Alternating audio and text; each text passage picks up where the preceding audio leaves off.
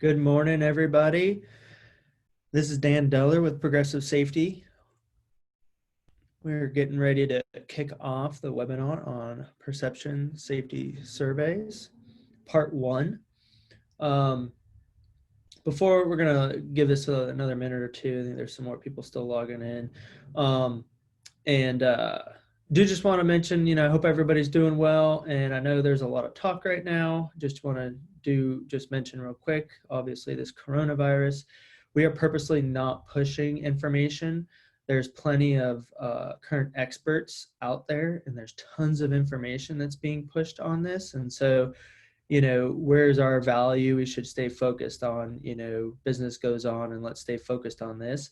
If you do have questions, though, please feel free to reach out to us and ask us. We just aren't actively, spending time and resources to push information that everybody's pushing. And all these other great experts, doctors and, nurses and are pushing all this information, and those would be the resources that we're going to go to anyways. But absolutely, if you have concerns, if you are interested on what the best practices are for businesses and how to approach it, please feel free, send an email, give a call, and we'll get you the information that's needed. But anyways, that's not what we're here to talk to you about this morning, but I just want to touch on that. We have gotten some feedback, some questions, and so we are responding to that. Some are kind of asking, hey, are we going to see anything come out and this and that from us? I think everybody's seeing it from everywhere. So, all right, without any further ado, let's jump right into perception safety surveys. This is part one. We are going to have part two, which will be in April, and I'll mention that again here maybe 3 other times throughout, and then we'll close with the date for that and talk more about what to expect for part two. So let's cover the objectives for today. The objectives that we want to cover is we want you to gain an understanding of measuring safety programs in a culture. So, what is a safety culture?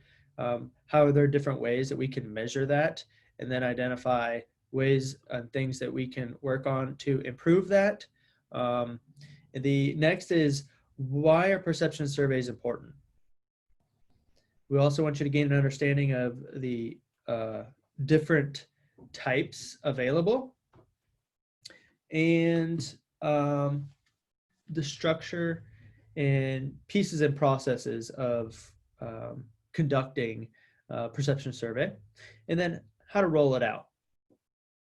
And then before we close up, we do want to touch on the do's and don'ts and talk about the next steps over the next month.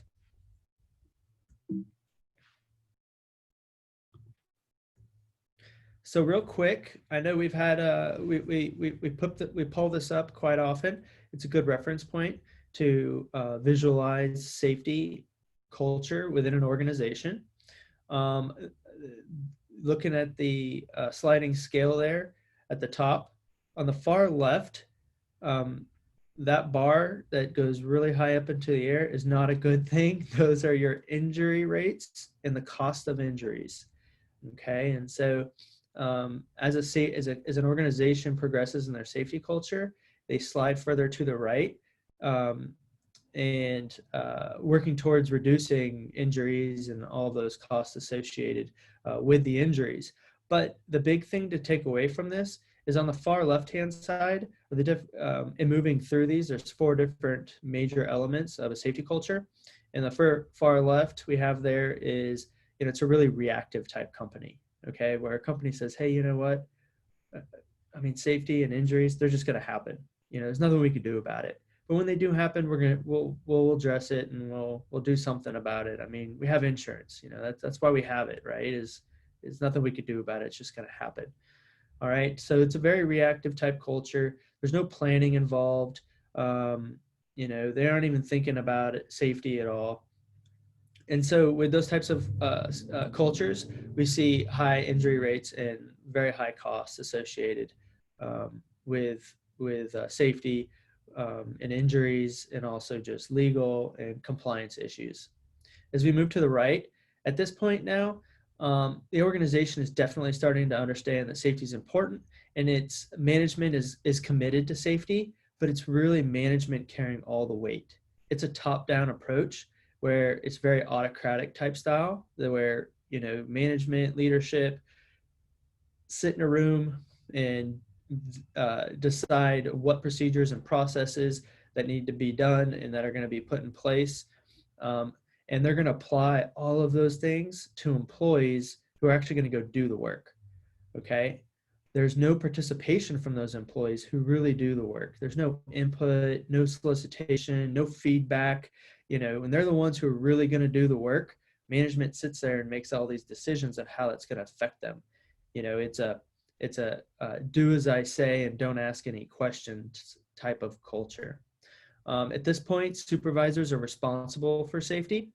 So if there is an accident or an incident or something goes wrong, it's the supervisor's responsibility. And the supervisor carries all of the weight on their shoulders. Okay. So again, it's definitely a progressing safety culture. It's a good culture. Majority of companies fall into this bucket. The next, as we move further to the right, is we want to start working towards. At this point, it's where now each and every employee feels responsible. So it's not just as management, it's not just the supervisors, it's every employee. Okay, so they're carrying the weight on their shoulders of safety. They're saying, hey, you know what? I should work safe because it's going to help the organization. I'm going to be able to go home, uninjured, and I want to, if I see an unsafe hazard, I'm going to correct it for myself. Okay. But it's still very self-dependent. As we move further to the right, this is where we really want to get. It's towards teams. Okay. It's where one individual not only cares about themselves and making sure that they're wearing their PPE and that they're following safe work rules, it really starts to look at the team and saying, hey, I'm concerned for my coworkers. Are they wearing their PPE? Are they working safe?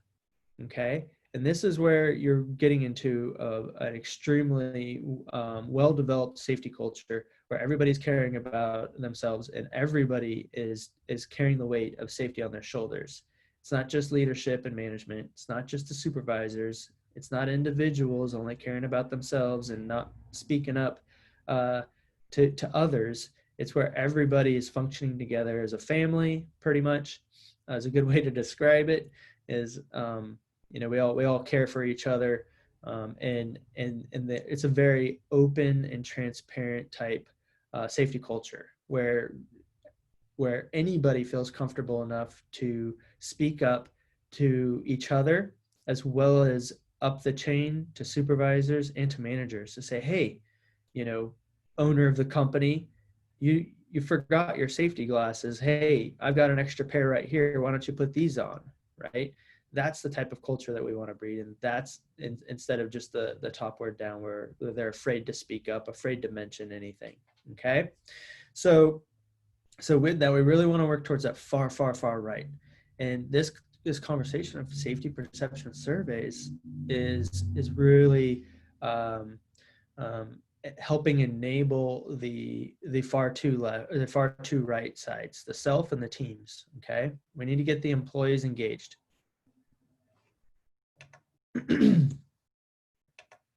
So we're going to jump into measuring safety programs and cultures. Okay, so there's multiple ways that excuse me, that we currently measure safety programs. There's all kinds of different ways, but there are the two most common that we see and that we do on a regular basis is incident statistics. Okay, so we're tracking injuries, we're tracking hopefully first aids and near misses. We're saying, okay, we had these 10 injuries, and here are their trends, and here's what they're commonly related to. It's back injuries and material handling and walking, working surfaces, slip, trips, and falls, that kind of stuff. All right, but there are pros and cons with looking at incident statistics, and we should. So they definitely have their value, but there's also some cons, and I'm just going to focus on the cons, and due to the topic of conversation that we're on. is that they're not forward looking. They're all looking in the rearview mirror. It's looking backwards, and there's not really much you can do about it once the incident's occurred. Okay, it's still very valuable information, and we still definitely want to look at it, but it's very reactive.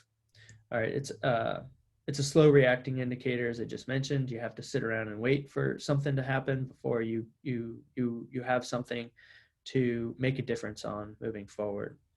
The other safety audits, all right, a little more proactive. Of course, there's always pros and cons with that. There's a lot of pros with it, but there's also cons, and specifically into the topic that we're talking about, it's a measure of programs, procedures, and processes. Okay, it's just looking at the things that we do. Do we have a procedure for this?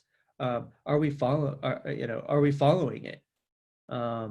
It's not getting down to the, hey, is it working? Are people actually following it? Do they want to follow it? So on and so forth. And so the last bullet we have here is it measures things that are in place, as I just mentioned, and the things that are not. So if there's something missing, then it'll identify that. Again, a very good tool for measuring safety, and we definitely want to have that a part of our system that we're doing on a regular basis. But there's definitely one missing ingredient. That's the safety perception survey. Okay, so when we add this ingredient to our measurement of our safety program, we then get to assess how effective they are. Okay, so now when we go and we ask all the employees their feedback, there's going to be things in there like, hey, do you understand the procedure? Is it helpful? Does the procedure work? Do you take shortcuts on the procedure?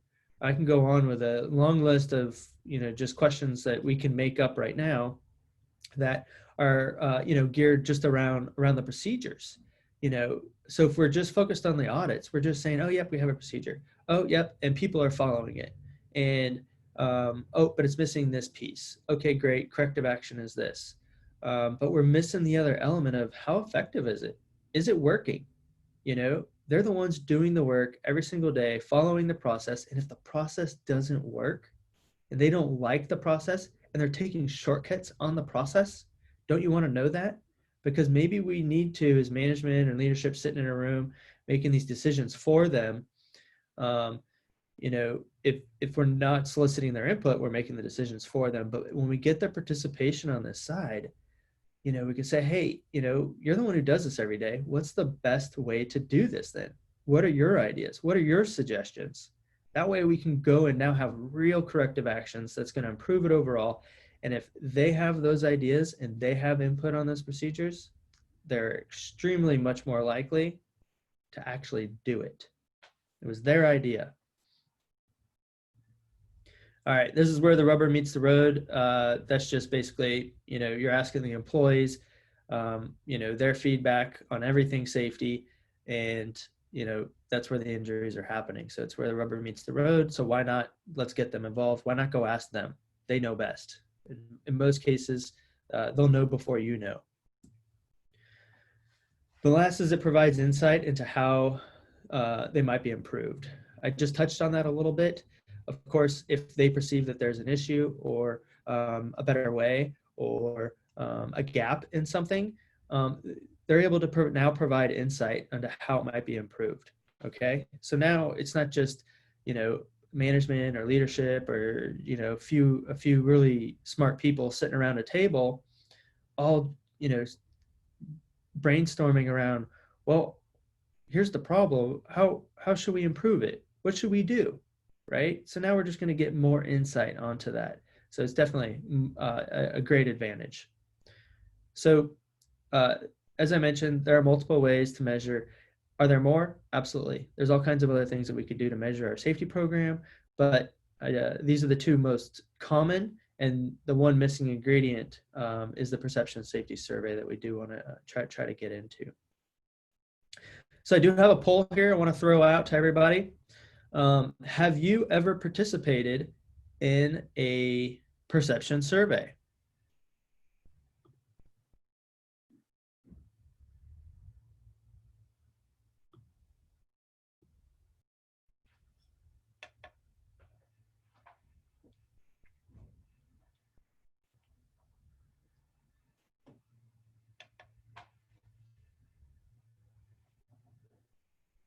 All right. Looks like we have about a 50% right now. Um, yeses and nos on that. I think we have another one here. Has your current company ever conducted a safety perception survey?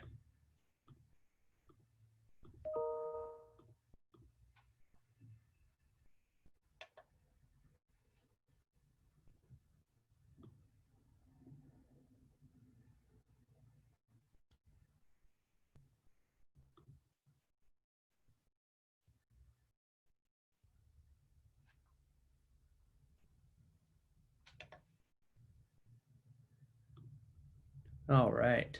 It looks like we have mostly no's. Um, there's one. I think that's a yes. Yeah, that is a yes. But most the highest percentage they're all no's currently. Um, so that's great. So hopefully we'll be able to provide some value and some helpful tips and tricks on maybe potentially doing a perception survey within your current organization. Um, you know what they say about perception, right? Perception is reality. So that's really important when we think about it, when we're saying, kind of going back to that safety culture where management is bought in and they're committed and they are focused, and they're just driving the entire thing and they're pushing it down, pushing it down. And as supervisors are responsible for safety and we don't have that employee participation, think about where the rubber meets the road and where the injuries are actually happening, and where the greatest potential for them happening is we need their feedback. Their perception is the reality of your safety program.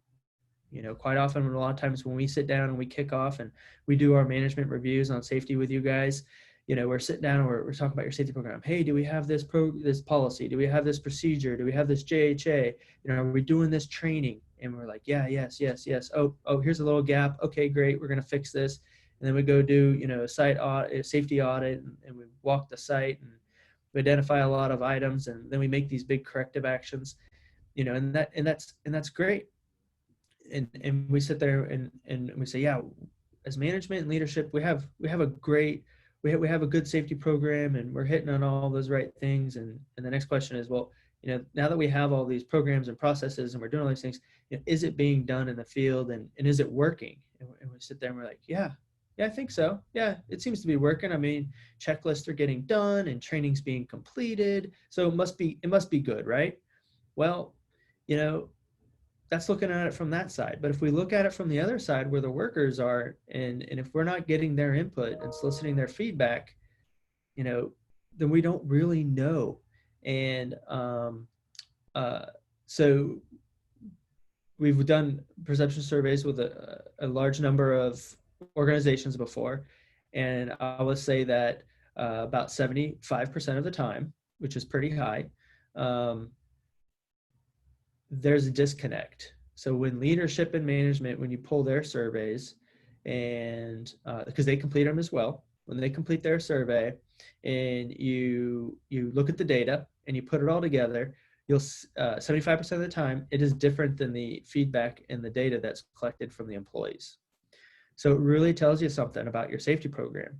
So really, I mean, that's what they say, right? Is, you know, perception is reality. So, what the feedback is coming back from the employees, that's the reality of the safety program. And so, again, I think I've touched on it enough of how definitely of a valuable piece of measuring a safety program can be is the perception survey. So let's start talking a little bit more about the value of the perception surveys. Okay. Um, is it also starts to build, takes you a little bit further to the right side of the safety culture, and it starts to build a culture of trust. Okay. Where you give out employees an opportunity to provide input and feedback. Employees will participate. They're saying, hey, you know what, leadership management cares. They're asking for my input. I'm gonna give them my thoughts and ideas, and hopefully they'll hear me, and we'll do some great stuff. Okay, and we'll really improve safety around here. The other is a more accurate measure. I think I've touched on that a bunch so far. Is you know, uh, um, it's not just looking at it from the top down or sitting around a table and just looking at procedures and seeing how procedures are being implemented in the field. It's really getting their input to say, hey, what's your side? What do you think? How well are our procedures? How well is our program? The other is that helps for a blueprint of action. Okay, that survey will really, the feedback, if you collect the data correctly and you build out a good question set, it really will help you for a blueprint of action. Like, hey, where do we focus? What should we go and start working on? What should we improve? Okay, and then the last is cost effectiveness. Okay, like we mentioned, some of the other traditional measures for our ways to measure your safety program. It can be, usually takes a lot of time and energy, resources, which all cost money. And typically it can be a much greater cost, but doing a simple perception survey is fairly relatively low to zero expense. I mean, maybe if I buy them donuts, maybe it's the cost of donuts, or maybe it's a lunch. Maybe you bought a lunch and that's about it. But the survey is relatively very inexpensive to administer. So we're going to start diving down a little bit deeper here, and hopefully I've given you already some insight onto the values of a perception survey to help kind of let you know how important it is, and hopefully you're thinking along the lines of, this is a good thing, and we want to we we want to take this seriously and evaluate it. Should we do it or not? And let's talk about what different types of surveys are available out there. You can do a quick Google search and you can already see there's plenty of third parties out there that can help you do it and have their own systems and tools and all this really great, cool stuff. One of the big ones is the National Safety Council. I know a lot of our clients are National Safety Council members, so you get a discount on it. I just mentioned that out there. We're also members, of course, and so they have it. They have a big process. Of course, you're going to have to pay for them to do it, but they develop the question sets. They can go as far as coming to implement it, or give you the tools and resources to implement it. They will cut, slice, and dice the data once the data comes in. They'll also provide, reports and do all that stuff. So, you really could go really far on that, on one side to really completely outsource this type of thing. Caterpillar also has a really good system for perception surveys, and there's many others out there if you just did a quick Google search. Not recommending, pushing the third party. I'm just putting it out there for those who really want a robust type system out there that typically the question sets are a lot longer. They get into a lot more detail, but they definitely provide a lot greater insight to it. And I typically recommend those for, much larger type organizations, much more well-defined safety programs that have a lot of systems in place. We see these types of perception surveys being a much more better value than creating it yourself. Okay, but the other option is DIY. Do it yourself. I'm a big fan of do it yourself. Pretty easy to do, and we're gonna focus most of the rest of the webinar on the DIY. You can use survey tools out there. That's what. So if you're going to do it yourself, I want to give you how can we do it? And it's mostly the hardest part is administering it.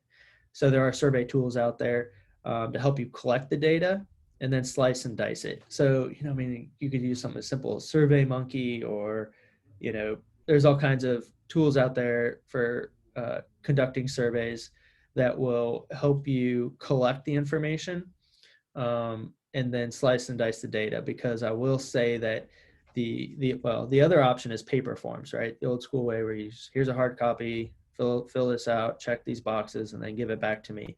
The hard part is the slicing and dicing of the data. So if you consider survey tools, I really only recommend the survey tools if you, one, if it fits your organization and you like tech and it's easy to roll out, because then you got to figure out, who can use a computer and how many people are going to get on that computer and how many technical problems you're going to have. And maybe it's an app. And if it's an app, you got everybody to download it. And then maybe they run into problems. And are they comfortable using apps? Does everybody have access? And just, but maybe you are. If you have a tech company, great. If you're not a tech company, but if you utilize a lot of that and it's easy to roll out, I think it's much easier to collect the data. It's also much easier to slice and dice the data. The paper forms, and I also recommend that if you have a larger organization. So if you have a survey you're going to be doing, hundreds of people on, I'd definitely be looking at a different way to be able to collect all of that data and then slice and dice it. Okay, it's going to help you in the long run. If you're going to do it in smaller groups, or if you have a smaller organization, paper forms, piece of cake, right? Easy. A little bit harder on the admin side, on the back side, but the good news is these perception surveys are not something you do once a week. They're not something you do once a month. They're not even something you do once a quarter. Typically, we recommend once a year. Okay. Over surveying people, we typically see lower participation and of getting survey results back, and two, the lack of quality of people actually taking the time to complete the surveys. They just get over exhausted from too many surveys and always filling these things out. So the good news is, maybe once a year you got to sit down and go through all these 100 forms and tally and mark and put it all into an Excel spreadsheet and do all of that. But we're gonna, at the end of this, give you some tools to be able to DIY that you could pick up and easily either use or tweak. Okay, so we're going to give you a survey itself if you just want to pick up and run with it. The other is which we'll go into part 2, is once the data comes in, how do you just take that data and do manual inputs into an Excel spreadsheet to be able to tell you information, okay, to be able to slice and dice the data. So we're going to give you those pieces. So if you did want to tailor it and tweak it, pretty easy to do. Utilizing those two pieces, add questions, delete questions, edit the questions, and then same with the Excel spreadsheet. If at least if you're a medium level type person with Excel, you'll be able to get in there and make edits and changes, and it'll still work. So we're going to be able to give you that. So those are two main ways of do it yourself that we could do it.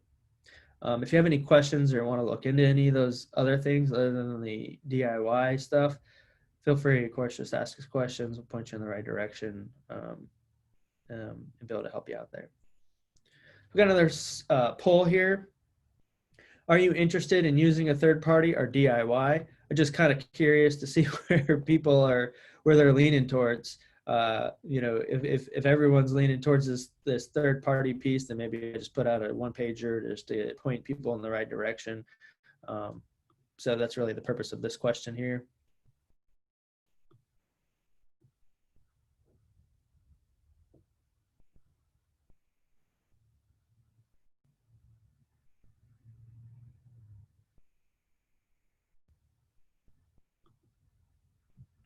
Very good. We have a split. It's about 50-50. Of those who are thinking about doing a third party and DIY. The other thing I didn't mention with the third party, and what so this is not because we don't like have a system, and we don't like go out and do what National Safety Council does and all those other big third parties. But I will say the other advantage of the third party is that we're going to talk a little bit more about it later. Is when we start to solicit input from our employees. Anonymous, making sure that this thing is as anonymous as you can make it, and just you really got to press it, that it's anonymous. And if the employees feel that there's a way that somebody might be able to find out what they put down on their survey, can greatly affect your survey results. So you really got to push it. So by going third party, it can also help to kind of separate the disconnect, and where you can promote like, hey, we're taking this seriously. We've hired a third party to come in and do this, or we've hired the tools to use the tools. So when you do the survey, it goes into this envelope and it gets mailed off or whatever. But the point is that um, it may help bridge the gap if they do feel like there's any concern that their feedback could identify them. Maybe a manager or leadership can go, oh, hey, that was, that Dan filled that survey out and he thinks that he can't come to me to tell me there's a safety problem, right? So that is a little concern. I just want to throw out there with the DIY. So it is, they're, it's an advantage. Again, still, you can overcome those with the DIY. Big proponent of DIY. Big proponent of both. All right, so let's talk about the process. So here's the big overall process. If we look at the biggest steps here, the first one is we got to develop the survey. Okay, we got to sit down, make the question sets. We got to make sure it makes sense. And then the next, obviously, is once that's done, we have to go out and conduct the survey. After that, we conduct a survey, we get all the information back. We then need to do a data analysis. We got to organize all of the feedback. We got to slice and dice it. We got to understand what it's telling us. And then next, we need to develop a management action plan. All right. So once we get that feedback, we can't just say, "Oh, great, that's awesome." Maybe it's all really great feedback, and we get to pat ourselves on the back. That's not enough, right? We need to then do something with that and use that as a tool to improve our safety culture, improve our safety program, and move forward. And then lastly is provide that feedback. I will say that you could put this twice. If you wanted to add a step between data analysis and management action plan, you could put an element in there for provide feedback. And if you were to do that, it's initial feedback. Through the entire process, all I want to say is transparency and communication is going to be huge in the success of conducting one of these perception surveys, because you're asking your employees a whole lot. You're asking them to open themselves up there. You're asking them to trust you, and you're asking them to participate and provide a lot of valuable information to you. So you've got to communicate as much as you can through the entire process, so they don't feel and they don't think that, hey, something, I gave them all this and they said they were going to do that, but they're not even doing it. So next time you ask them to do either another step in this process or something else, they're going to say, hey, why do I want to participate? I mean, they didn't do anything last time, or they haven't done anything with what I already gave them so far. Why should I give them any more? Okay, but these are the main buckets here. Provide feedback definitely at the very end, but I kind of do say as you go through each of the steps, provide feedback just constantly. If you do provide feedback before the management action plan is developed, it's just general feedback. Kind of, hey, it's mostly update type feedback. Hey, we got the thanks for completing the surveys. We got this percentage of return of rate. So if we have 100 employees and 90 people completed the survey, awesome, great. We got 90% participation. That's outstanding, right? And we're going to now go and take all this information and slice and dice the data and whatever the next steps are. It's that kind of feedback, okay? But I do want to mention how important it is. But if you don't do any, the most important is at the very end, you must at least provide feedback at the very end.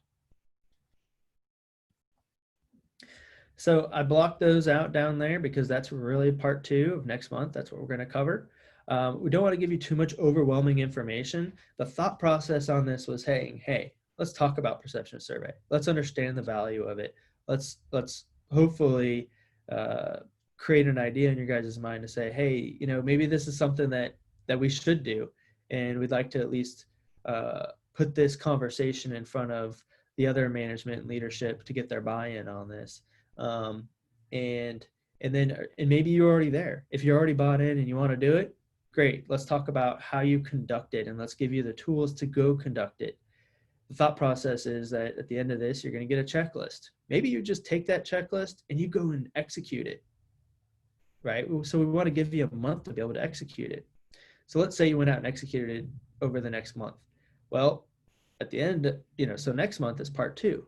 So hopefully then you have all your data, you have all this information. So we're going to cover the data analysis. What do you do with it now? And then we're going to talk about developing the management action plan and then providing the feedback, okay? So today we are going to focus on those first 2 steps there. Part 2 is going to be on those last 3 steps. All right, so let's talk about developing the survey. If you don't utilize our checklist, and our checklist is nothing amazing, it is we like to keep things simple, right? Safety management made simple is our kind of our slogan. So we want to give you a checklist that is to the point and it's short, and something you can just build on. Okay, so if you want to go bigger and better and better, awesome, great, go for it, and we'll help you go through it. But so when you see our checklist, it's not going to be bucketized, but the best recommendation on it is bucketize and make buckets for your safety program. And what I mean by that, here's some examples.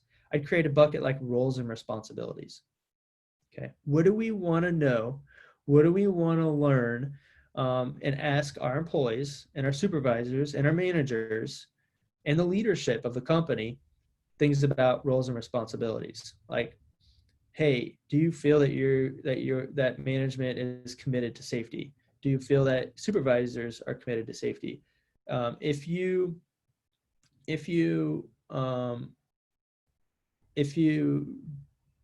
report, a hazard to your supervisor, do they do something about it?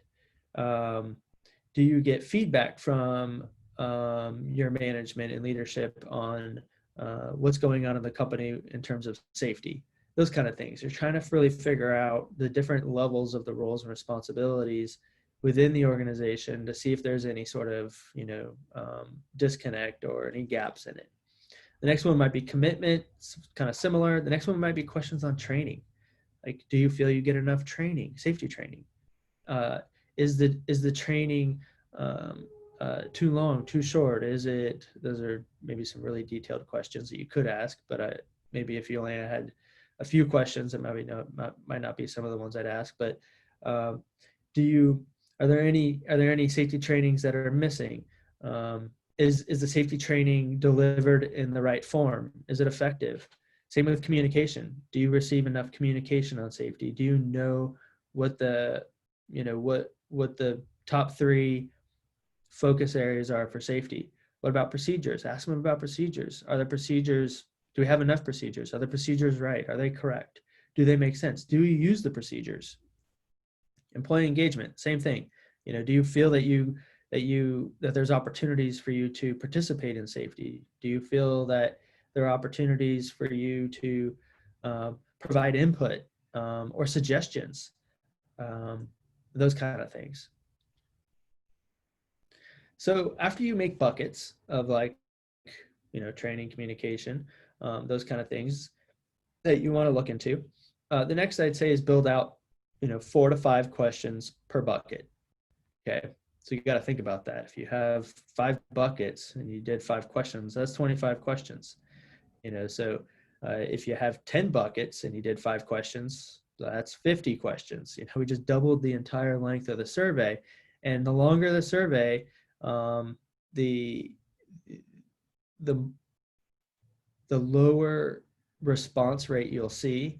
And by the time they get to the end of the survey, they're going to be exhausted and they're just going to be checking stuff off and not putting as much thought and time and attention into it. Okay.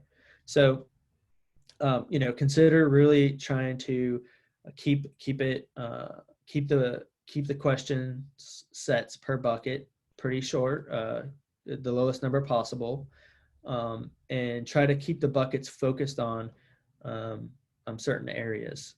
If you were to do more than 1 survey a year, then I might say that the second survey let's cover the other buckets that we didn't touch on before. And you could let them know that through the communications. of what your plans are. Like, hey, we're going to do this perception survey, and we're going to do 2 of them, one every 6 months, and the first one will cover these certain buckets, and the second one will be on a different set of sets of safety, that kind of stuff. And then we'll repeat that the next year, and then we can kind of see if we've made any improvements overall. The other things you want to make sure that you do is get employee involvement in the process. Okay, so again, don't just have the smart, all the big smartest people in management and leadership sitting in a room coming up with all this great stuff. Ask the safety committee if they have anything they want to add to it, or have them take a look at it at least, for review and input, to brainstorm other ideas. And then pass it around to the rest of management and leadership who maybe didn't help participate in building it out, to just make sure that you get their buy-in and that maybe they have some ideas as well and suggestions. Consider third-party input. I'll say that maybe we fit into that bucket. So if you do put this together and you want to shoot it over to us to take a look at it, no problem, shoot it over. If you want help developing it, we can do that as well. Sitting in those meetings or provide, whatever that looks like, whatever to help you out, we could help from that standpoint. But as soon as you decide to do this, and while you're developing the survey, you need to begin communicating it. You need to begin communicating and promoting as soon as you say, hey, we're going to go ahead and do this. All right. During this time of communicating and promoting, you want to talk about what you're going to do, what the purpose of it is, and what we're going to get out of it. But it helps them to start thinking about this stuff now. Okay, they're going to be like, okay, great. So they're starting to think about safety, and they're starting to think about everything that they do every single day. So now when they go to do the survey, their thoughts are much more developed. And your survey data that you collect is going to be much better data. So that's on developing the survey. So the next step after develop it was going to be conduct the survey. So here are the do's and don'ts and all the best practices. Is if there's only one thing that you remember, is it must be anonymous. Okay, this is key if you're actually going to get good, valuable information. I mean, if I'm the leadership or owner or management directors, if I'm serious about the safety program at the company, and our employees or even one employee feels that they can't tell their supervisor or tell me that there's an issue, I want to know that. And if they don't feel comfortable being able to tell me that there's a problem or an issue, and they think that there's any chance that I can tell on their survey who they are, you bet that they're definitely not going to say that on the survey, and they're not going to be honest. So my point is, you got to do whatever you can to make sure that it is anonymous and that they feel it. Remember, perception is reality. So even though you've done all the right things and you've checked all the right boxes and there's no way for you to know it, if they don't feel it and they don't perceive that it's actually anonymous and there might be a way that they can be identified, they're never going to tell you the truth. So it must be anonymous. All right. So make sure there's no way, blah, blah, blah. I just said all that. And then, so before you hand it out, be sure to explain what it is. All right. So hopefully you've already begun promoting it. Hopefully you've already began communicating what you're going to be doing, the purpose and all of that. But make sure that when you go, before you hand it out, that you re-communicate it, that you re-explain it. Hey, we're doing this perception survey. Purpose of it is to improve our safety program. And we can't do that without your input. Safety is everybody's responsibility. It affects everybody. So, we can't improve safety if we don't actually know how it affects you, and so on and so forth, right? And then explain that this is anonymous, explain that, you're going to complete this, and whatever your steps are to help, turn it in to make sure that they're not identified, explain that. So they kind of removes that fear of, could I be identified, so on and so forth. Just really explain the steps. Next, it's going to be allow everybody to do it together. All right. I really recommend that everybody do this in a group. All right. So, so, and give them the room to complete it without someone else looking over their shoulder. Okay. Kind of goes back to that anonymous thing. Even if they think their coworker could see it or their supervisor might be able to see it, you know, you need to give them the room and the space to be able to complete it, but do it together as a group. I wouldn't do it individually. If you have a group of people there, they're gonna feel like if there's 10 people or 20 people or more, their result could be mixed in with all those others, and it's much harder to be identified. Make an event out of it. Okay, so really promote it, get people excited about it, make it an event. Maybe you do breakfast, or maybe it's over lunch, or some sort of other safety recognition and celebration. You can, but I don't recommend to hand them out and ask them to turn them in later. Okay, so that's why we say do it as a group and make an event. If you do that, you're giving them a time frame. Here's your survey.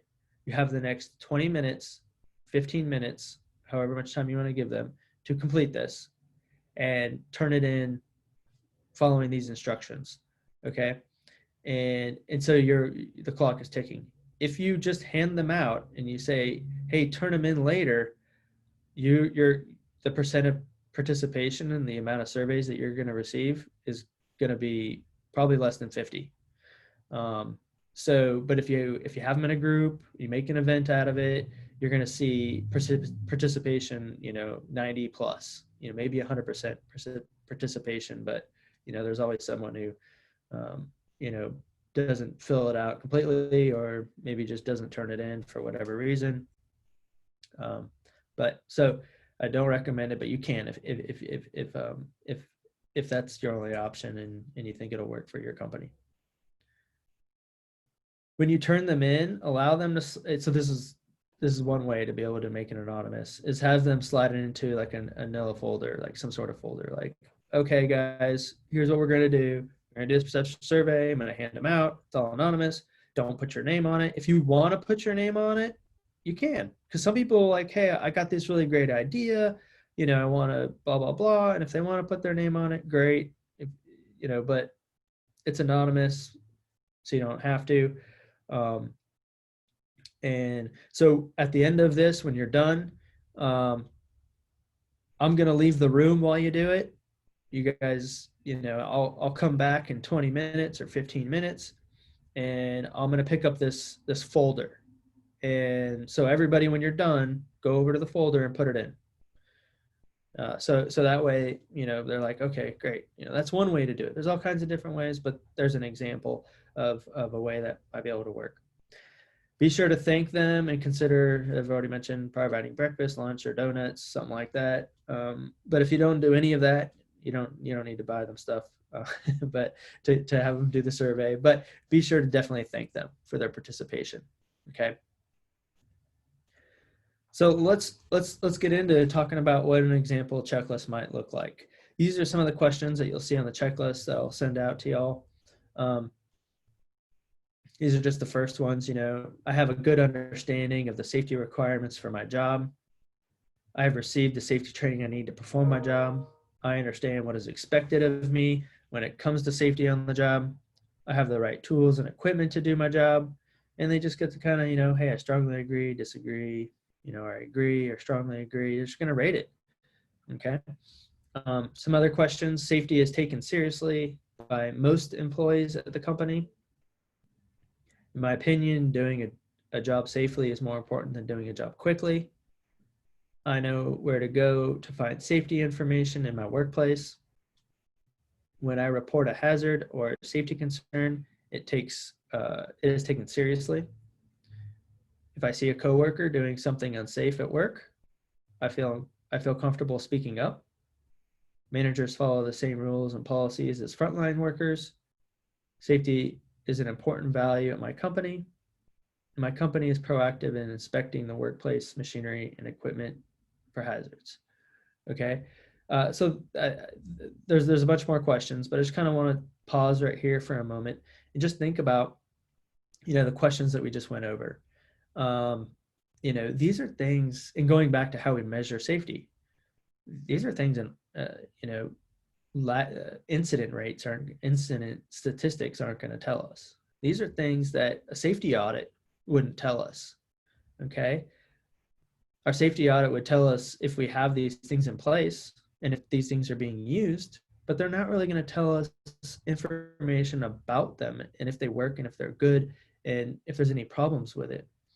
And it also really wouldn't tell us some of those questions there about roles and responsibilities. Like, managers follow the same rules and policies as frontline workers. It's that kind of that whole thing of, you know, um, where you want to make, if managers aren't following what everybody else is doing, it's really sending a message that, hey, well, if they're not doing it, I don't need to do it. And so maybe they stop doing it. All right. So again, this is an example of some of the questions. If you wanted to develop your own, you'll get this checklist after we're done, and you can build on it. So from here, the next steps are go develop your survey if you're going to do this. And after you're done developing it, make sure you go conduct a survey following some of those tips and tricks. So here's another poll question. Are you planning on doing a safety perception survey?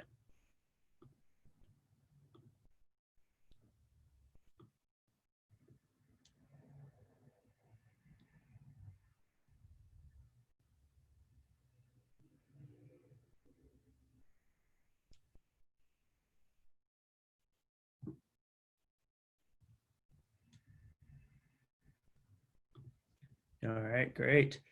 Yeah, most of you all are planning on doing a perception survey. I do have my next question is, if yes, which was pretty much everybody, when do you think you will conduct the survey? In the next month, in the second quarter, third or fourth, or maybe even next year?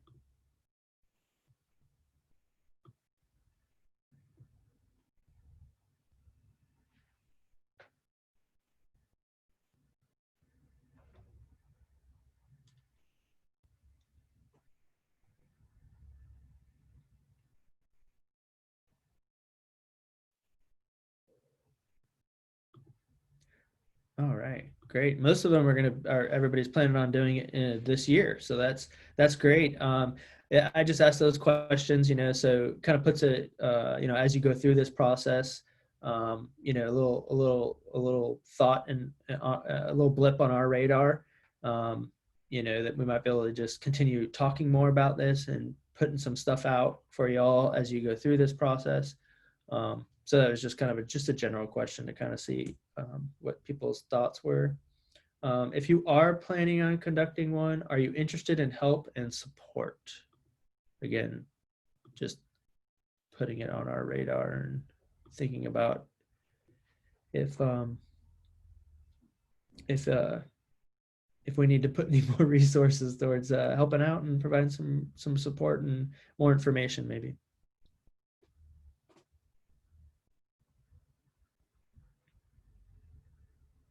All right. I give the questions about 20 seconds to populate in. All right. So yeah, so it looks like quite a bit also would be more interested. So we're definitely able to help you support and put some more information about this.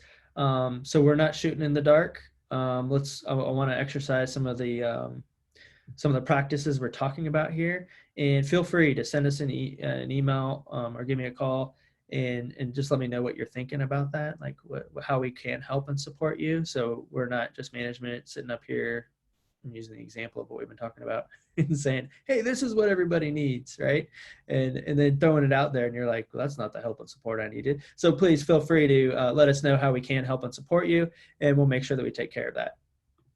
All right, so what's coming up next is part 2, right? That's going to be April 8th. We're going to talk and cover over these pieces. So, even if you don't, for those who are going to be doing the survey later on in the year, it's no rush. I wouldn't try to get it launched and kicked out to go collect all this data, because of course you can just review the webinar at a later time. but we just wanted to be able to break this up so it wasn't so overwhelming with so much information. And really there's two major phases to this, you know, like, hey, we got to get up and go do it. All right, now that we've done it, we got to do something with it. So we just try to separate those two pieces. Okay. So at this time, I'm going to turn it open to any questions. I think you can hit either use the chat or there's a Q&A that doesn't collect questions. I guess you just use the chat. You could either send it to, I think you could just send it just to me. If you wanted to push it out to everybody, you could. I'll probably read the question out loud and answer it if you have any, but I'll give you a few seconds to populate any questions.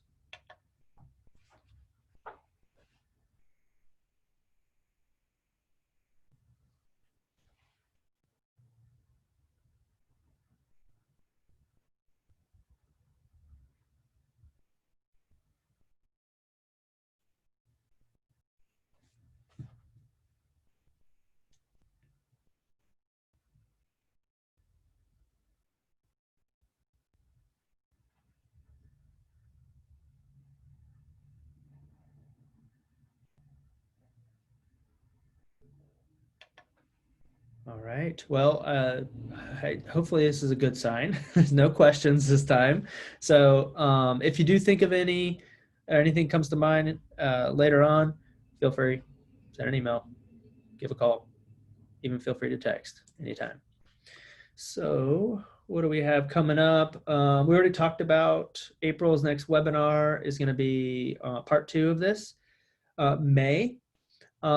So we solicit input all the time from everybody of what their topics are they'd like to see and everything. So we do have a list, and if of what the main topic will be to choose from. Oh, a typo.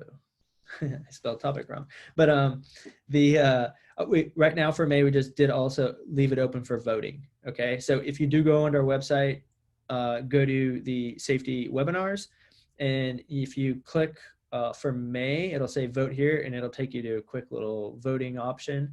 So you can vote on the next topic. That was it was all input from everybody. And then if you have your own suggested topic as well, you can even make that an option and provide the input. Again, we don't want to try to think for you guys on what you want to hear and what you want to see. The entire purpose of this stuff is not it's really for you guys. Bottom line, I mean, I don't want to do a webinar if you're not interested in hearing about it, if it's not helpful to you. And if we do a webinar, we want to make sure that we give you something to take away from it that you can actually go do something with that will help you. So if we don't meet those requirements, then we really feel that we shouldn't be doing these webinars at all. So anyways, so go out and vote for the May topic, as well as provide any suggestions. And at the end of this, we'll send out a survey. You don't have to, but do always appreciate feedback on surveys. Of course, we have our safety training calendar as well on the website. Make sure you check that out. Right now we're in the middle of an OSHA 10, OSHA 30. And next week, March 20th, is the first aid CPR class. Right now we're actually not quite at the, I don't know if there's like a holiday. I know there's no holiday, but I'm not really sure why we don't have a big turnout right now, but we're like one away from being able to hit the class minimum to make the class go. So if you got somebody, if you need first aid CPR, go sign them up. And there's 15 additional spots still available for the class. And if you do want a discount code, just send me an email. I'll give you a discount code down to the pre-registration price that we normally give for attending today's webinar. I do appreciate it. Upcoming defensive driving. We're looking at April. So if you are interested in a defensive driving course, express interest in that, and we'll set a date. If you are interested, if you propose a date that might work well for you, we very well might make the class that date. So If you are interested, express interest. And if you got a date in mind, throw a date out there. In June is our next OSHA 10, OSHA 30 class for construction industry. And for our general industry clients, we're having an OSHA 10, OSHA 30 in July. All right, so dates still to be determined. So if you are interested in that, same thing, throw out a date, and we very well may select that date. That would work best for you. So anyways, that's what's coming up. If nothing else, looks like I'm a minute over. I apologize, but I want to thank you so much for attending the webinars and being, caring about safety, being an active participant in it, and definitely being a partner with Progressive Safety Management. We really appreciate it. Want to wish you the rest, a great rest of the week. Yeah, be safe. We'll see you next time. Thanks.